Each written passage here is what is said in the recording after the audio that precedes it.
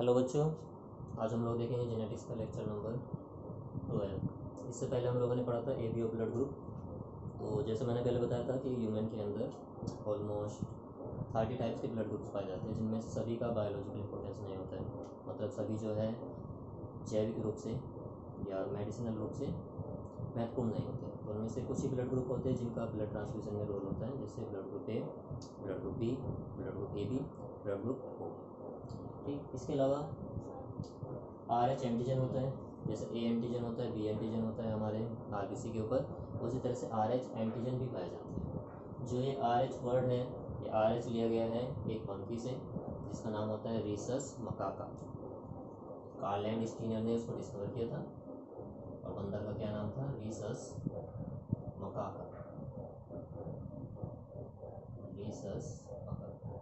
तो इस बंदर के अंदर ये डिस्कवर किया गया था, इसलिए इसको RH फैक्टर बोलते हैं। यहाँ से RH वर्ड को यूज़ किया गया है, RH फैक्टर या RH एंटीजन।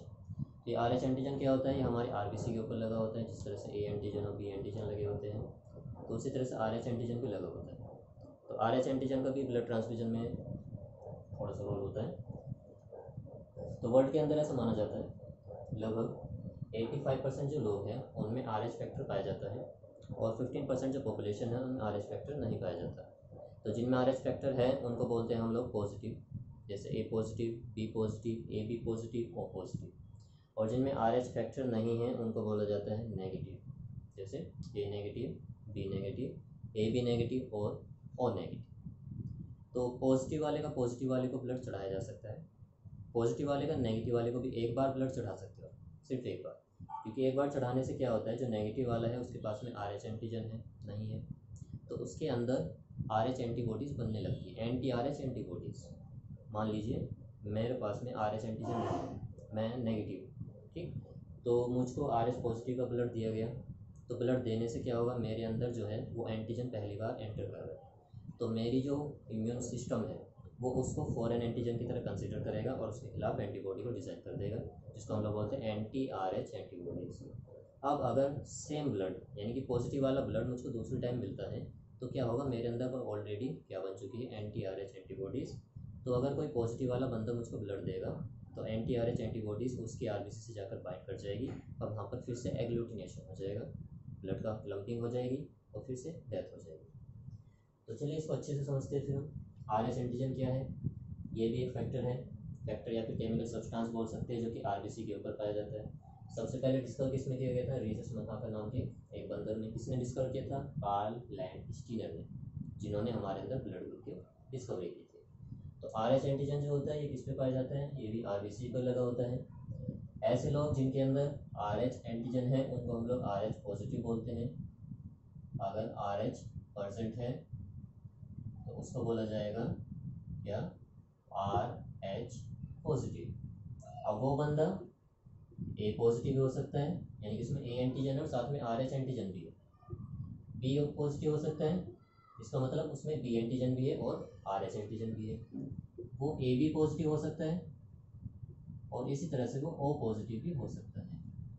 तो जिनमें RH फैक्टर है वे पॉजिटिव बंद कहलाते हैं, जिनमें RH फैक्टर नहीं है वो RH नेगेटिव कहलाते हैं। जैसे अगर RH एब्सेंट है तो उसको हम लोग क्या बोलेंगे? RH negative. अब जैसे ए नेगेटिव, तो इसका मतलब ये है कि ये जो बंदा है इसके अंदर RBC पर ए एंटीजन तो है लेकिन RH फैक्टर नहीं है। या बी नेगेटिव, इसका मतलब ये है कि इसमें RBC पर बी एंटीजन है लेकिन RH एंटीजन नहीं है। ए बी नेगेटिव, तो इसका भी सेम मतलब है कि इसमें दोनों एंटीजन है ए और बी लेकिन RH एंटीजन नहीं है। और ओ नेगेटिव का मतलब है इसमें कोई भी एंटीजन नहीं है, ना तो RH एंटीजन है, ना ही ए एंटीजन है, ना ही बी एंटीजन। तो ये होते हैं RH पॉजिटिव और RH नेगेटिव फैक्टर्स। तो वर्ल्ड में ऑलमोस्ट 85% जो पॉपुलेशन है उनको बोला जाता है कि उनमें RH पॉजिटिव में होते हैं, यानी कि उनमें RH फैक्टर पाया जाएगा। और बाकी के जो 15% होते हैं, बाकी की जो 15% पॉपुलेशन है वो बोला जाता है कि वे कैसी है? RH negative. तो ये जो RH पॉजिटिव RH नेगेटिव होता है ये भी एक्चुअल में एक अप्रभावी लक्षण होता है। अप्रभावी का मतलब यानी कि इसको स्मॉल आर इस तरह से रिप्रेजेंट किया जाता है। जिस बंदे में स्मॉल आर मिल रहा है वहाँ पे जो कंडीशन होगी उसके अंदर उसको बोलते हैं आर एच नेगेटिव। और अगर उसके अंदर ये हेट्रोजाइगस या फिर ये वाली होमोजाइगस सिचुएशन है तो उसको बोलते हैं आर एच पॉजिटिव। तो कहाँ से आता है ये आर एच पॉजिटिव और R H negative. R H जो फैक्टर है वो किस तरह का लक्षण है, अप्रभावी लक्षण है। अप्रभावी है यानी कि जब संयुग्म की अवस्था बनेगी तभी जो है लक्षण शो होता है। तो स्मॉल आर अगर होगा तो उसको हम लोग बोलते हैं आर एच नेगेटिव। और अगर स्मॉल आर अब्सेंट है या फिर कैपिटल आर आ रहा है जहाँ पे कैपिटल आर स्मॉल आर या कैपिटल आर तो ये कैसे होते हैं आर एच पॉजिटिव। तो पॉजिटिव वालों का पॉजिटिव को ब्लड दिया जा सकता है, नेगेटिव वाला का नेगेटिव को दे सकते हैं। इसी तरह से अगर कोई बंदा है, मान लीजिए ये कोई बंदा है जिसका ब्लड क्या है, मान लीजिए ये पॉजिटिव, ओके, इसका ब्लड कैसा है, ओ पॉजिटिव। ये किसी बंदे को अपना ब्लड देना चाह रहा है, इस बंदे को ये क्या देना चाह रहा है, अपना ब्लड। इसका ब्लड ग्रुप कैसा है, ए पॉजिटिव है, चलो इसके अंदर लिख लेते हैं ए पॉजिटिव है, ठीक। और ये किसी को अपना ब्लड देना चाह रहा है, मान लीजिए ये कैसा है बंदा, ए नेगेटिव है। अब ये जो दोनों बंदे हैं इनको पता है, इनको ए और बी एंटीजन के बारे में ही पता है, यानी कि सिर्फ ये जानते हैं कि ए वाला ए को ब्लड दे सकता है, ओ वाला ओ को दे सकता है, बी वाला बी को दे सकता है। इनको पॉजिटिव नेगेटिव के बारे में नहीं पता, ठीक। तो आपस में क्या कर रहे हैं, ब्लड ट्रांसफ्यूजन कर रहे हैं, आपस में लेन देन कर रहे हैं ब्लड का। तो मान लीजिए ए नेगेटिव को ब्लड की ज़रूरत है, ए पॉजिटिव कह रहा है कि भाई मेरे से ब्लड दे दे, मेरा भी ए है तेरा भी ए है, दोनों का मैच कर रहा है तो दे देते हैं ब्लड। तो इसने क्या करा, इसने अपना इस ब्लड इसको दे दिया। इसके पास में आर एच एंटीजन है लेकिन इसके पास में आर एच एंटीजन नहीं है। अब अगर इसके पास में एंटीजन नहीं है तो यानी कि अगर आप बाहर से इसका ब्लड, कौन सा, ए पॉजिटिव वाले का ब्लड इसको दोगे तो क्या होगा, ये एंटीजन भी जा रहा है और साथ में are H antigen, A antigen भी जा रहा है और आर एच एंटीजन भी जा रहा है इसके पास में। तो इसका जो बंदे का ब्लड था, मान लीजिए ये है इसका सर्कुलेटरी सिस्टम। अब इस सर्कुलेटरी सिस्टम के अंदर इसके पास में कोई भी पहले आर एच एंटीजन नहीं था। अब हम क्या कर रहे हैं, इसको इसका ब्लड दिया जा रहा है और इस ब्लड के अंदर आर एच फैक्टर है, आर एच फैक्टर है इसमें।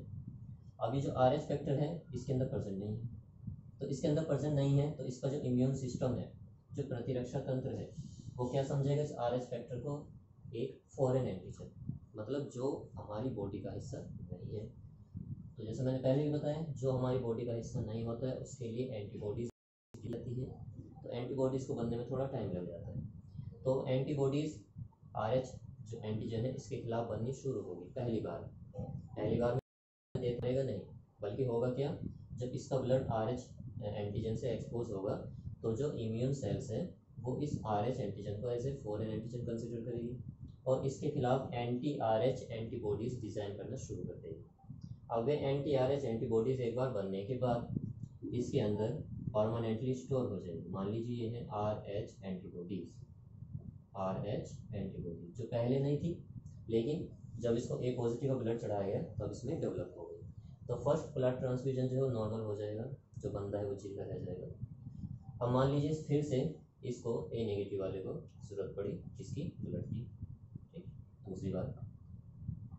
तो अब की बार ये पहला वाला बंदा इसके पास में नहीं था, तो इसको पता है कि ए नेगेटिव है, तो इसने सोचा कि जो ओ वाले होते हैं ओ वाले से ब्लड ले लेता हूँ, क्योंकि ओ वाले सबको दे सकते हैं तो मुझे भी दिया जा सकता है। अब ये मान लीजिए ये जो ओ वाला बंदा है ये ओ पॉजिटिव है, ओ पॉजिटिव है यानी कि इसके पास में क्या है, आर एच एंटीजन। अब ये क्या कर रहे हैं, अपना ब्लड इसको दे रहा है। फर्स्ट टाइम में क्या हो रहा था, इसके पास में कोई भी एंटी आर एच एंटीबॉडीज़ नहीं थी ए नेगेटिव वाले के पास। अब आप क्या कर रहे हो, फिर से इसको आर एच एंटीजन वाला ब्लड दे रहे हो। पहले एंटीबॉडीज़ नहीं थी लेकिन अब एंटीबॉडीज़ बन चुकी है, तो एंटीबॉडीज़ क्या करेगी, इसकी आरबीसी के पास में आएगी, आरबीसी के ऊपर आर एच एंटीजन लगा हुआ है तो उस आर एच एंटीजन से जाके बाइंड करेगी और बाइंड करने के बाद में आरबीसी की क्लम्पिंग करा देगी। तो जो सेकंड ब्लड ट्रांसफ्यूजन होगा वो थोड़ा डेडली होगा, डेंजरस होगा और उसमें हो सकता है इस बंदे की डेथ भी हो जाए। तो फर्स्ट ब्लड ट्रांसफ्यूजन तो काम कर जाता है एक बार, पॉजिटिव वाले का आप नेगेटिव वाले को दे सकते हो, लेकिन अगर उस नेगेटिव वाले के अंदर एक बार एंटी आर एच एंटीबॉडीज़ बन गई तो दोबारा से आप उसको किसी आर एच पॉजिटिव बंदे का ब्लड नहीं दे सकते। तो पॉजिटिव का सिर्फ पॉजिटिव को दिया जा सकता है और हाँ नेगेटिव वाला सबको दे सकता है। हमें पता है यूनिवर्सल डोनर कौन है, ओ ब्लड ग्रुप, लेकिन ओ में भी कौन सा, ओ भी तो दो तरह के होते हैं, ओ पॉजिटिव और ओ नेगेटिव। तो इसमें से भी जो यूनिवर्सल डोनर होता है जो सबको दे सकता है, पॉजिटिव वालों को भी नेगेटिव वालों को भी, वो होता है ओ नेगेटिव। तो इसको ध्यान रखिएगा हमेशा, ओ नेगेटिव एक्चुअल में यूनिवर्सल डोनर है, ना कि ओ पॉजिटिव, क्योंकि ओ पॉजिटिव वाला सिर्फ पॉजिटिव वालों को दे सकता है, ओ नेगेटिव वाला नेगेटिव वालों को भी दे सकता है, और ये पॉजिटिव वालों को भी दे सकता है, ये सबको दे सकता है। ओके, तो यहाँ पर फिर हम बात चल रही है, तो एक बात करते हैं एक बीमारी की जिसको बोलते हैं एरिथ्रोब्लास्टोसिस फिटेलिस। एरिथ्रोब्लास्टोसिस फिटेलिस, तो वो भी कभी कभी एग्जाम में पूछ ली जाती है, पीएससी लेवल के एग्जाम में या फिर बोर्ड के एग्जाम में या फिर नीट वगैरह के एग्जाम में। होता क्या है, मान लीजिए कोई RH पॉजिटिव मेल है जिसका जो ब्लड ग्रुप है वो पॉजिटिव है, तो इन चारों में से कोई सा भी हो सकता है। RH पॉजिटिव क्या है, मेल। अब इसकी जो शादी है वो किससे हुई, किसी RH नेगेटिव फीमेल से, ठीक। दोनों के बीच में फर्टिलाइजेशन हुआ और फर्स्ट बेबी बना, first baby, okay, first baby बना। ये फर्स्ट बेबी अगर RH पॉजिटिव है, ध्यान से समझना इसको, जो फादर है उसका ब्लड पॉजिटिव है, RH पॉजिटिव, इन चारों में से कोई भी हो सकता है। जो मदर है उसका ब्लड RH नेगेटिव है, यानी कि इन चारों में से नीचे वालों में से कोई भी हो सकता है।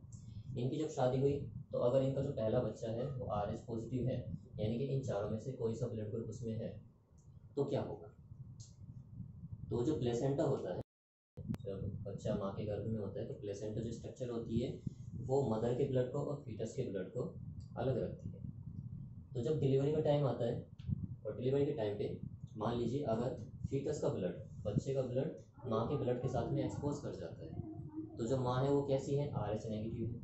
RH नेगेटिव है तो यानी कि इसके अंदर RH एंटीजन नहीं है। और अगर बच्चे का ब्लड माँ के ब्लड से एक्सपोज हो गया तो बच्चे के ब्लड से RH एंटीजन जो है कहाँ पे जाएगा, माँ के ब्लड में जाएगा।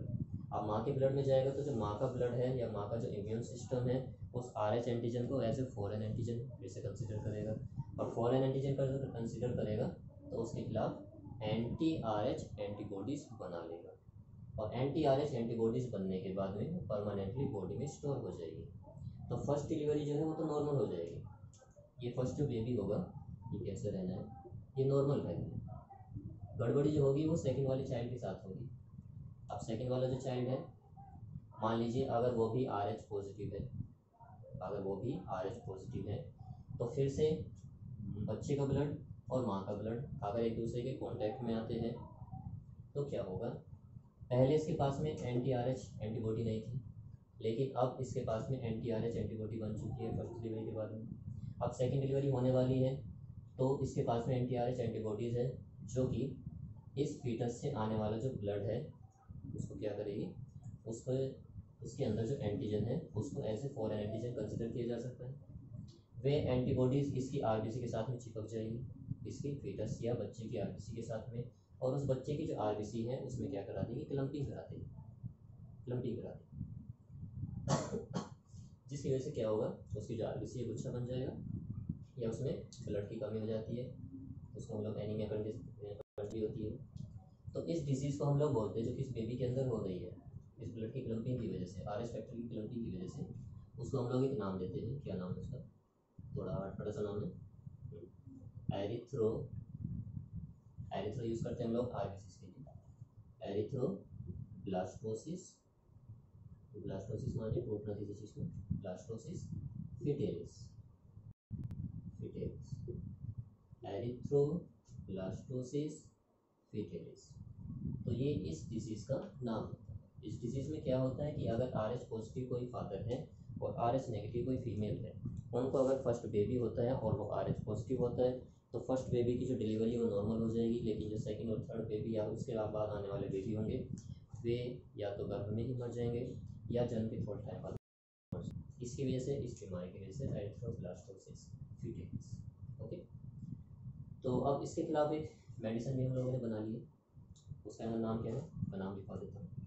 अब ये प्रॉब्लम इतनी ज़्यादा डेडली नहीं है क्योंकि जो हमारा मेडिकल साइंस काफ़ी ज़्यादा तरक्की कर चुके हैं। तो एक इंजेक्शन होता है रोगेम, रोगेम इसको दिया जाता है 28 जब वीक हो जाते हैं प्रेगनेंसी के, तब ये माँ को दिया जाता है। 28 जब हफ्ते हो जाते हैं बच्चे को माँ के गर्भ के अंदर या प्रेगनेंसी टाइम में 28 वीक्स हो जाते हैं तो माँ को एक रोगैम इंजेक्शन दिया जाता है।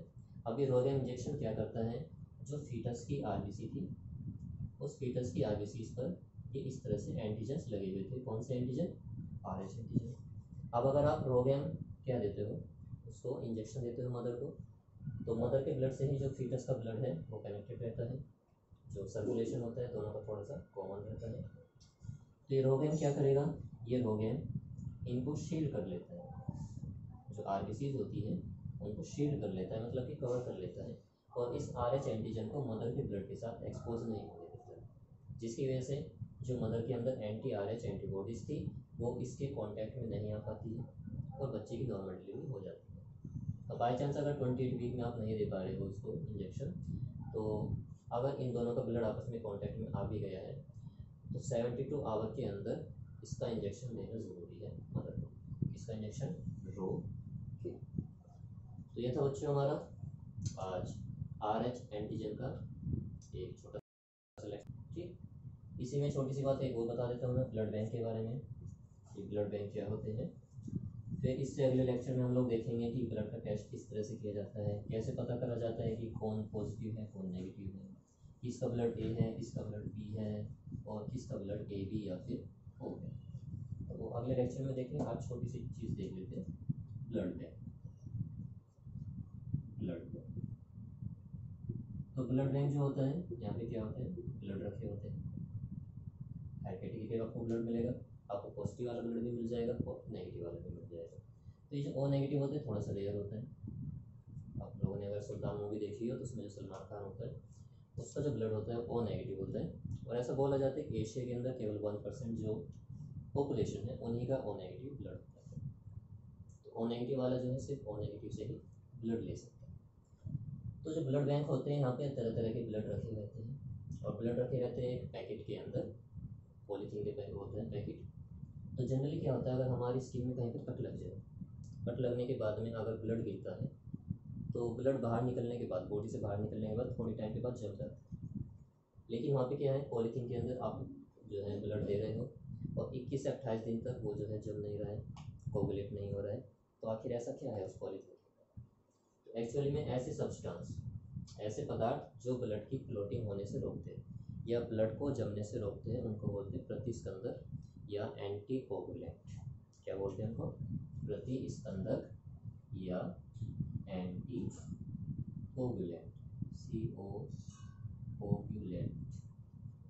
ऐसे सब्सटेंस जो ब्लड की क्लॉटिंग ना होने दे उनको बोला जाता है एंटीकोगुलेंट या प्रतिस्कंदक। अब ये दो तरह के होते हैं, एक तो नेचुरल होता है जो हमारी नसों के अंदर पाया जाता है, जिसको बोलते हैं हिपेरिन। तो ये हमारी ब्लड वेसल्स के अंदर खून की क्लॉटिंग नहीं होने देता। और दूसरा जो कि उन पॉलीथीन के अंदर जो पैक होते हैं जिनके अंदर ब्लड सैंपल लिया जाता है ब्लड बैंक के अंदर, उनमें जो उनकी लेयर होती है अंदर की, उस पर वो चढ़ा होता है, अंदर की सतह पर चढ़ा होता है। तो वो जो होता है जनरली हम लोग यूज़ करते हैं सोडियम सिट्रेट। तो ये क्या है, ये आर्टिफिशियल या सिंथेटिक एंटीकोगुलेंट है। तो इसको चढ़ा के उस पर रखते हैं, जिसकी वजह से जो ब्लड होता है वो जम नहीं पाता है या उसका कोगुलेशन नहीं हो पाता है।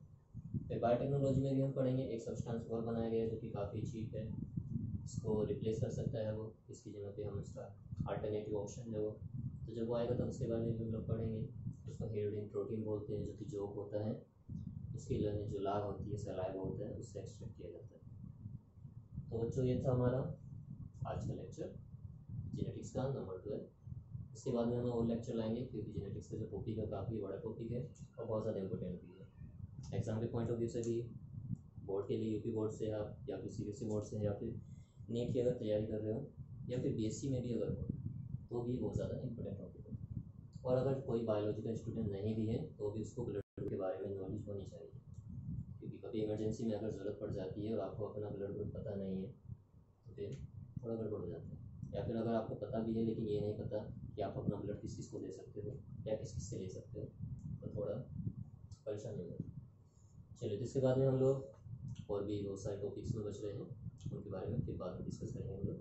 क्योंकि जेनेटिक्स के अंदर मेरे ख्याल में एक तो सेक्स डिटर्मिनेशन रहता है, जो कि बहुत ज़्यादा इंपॉर्टेंट हो, तो उसमें देखेंगे सेक्स डिटर्मिनेशन, मेल है अगर हेट्रोजाइगस है या फीमेल अगर हेट्रोजाइगस है तो क्या क्या होगा। और उसके अलावा हीमोफीलिया है, कलर ब्लाइंडनेस है क्लाइनफेल्टर सिंड्रोम है, डाउन सिंड्रोम है, तो उनमें से भी काफ़ी क्वेश्चंस लगते हैं। और एक है क्रोमोसोमल थ्योरी ऑफ इनहेरिटेंस, उसको भी हमें देखना है, वंशागति का वंशसूत्री सिद्धांत। और इसके बाद में हम लोग उसको देखेंगे कि ब्लड जो टेस्ट होता है वो कैसे किया जाता है जब हम अपना ब्लड टेस्ट करवाने जाते हैं। तो फिर मिलते हैं अगले लेक्चर में।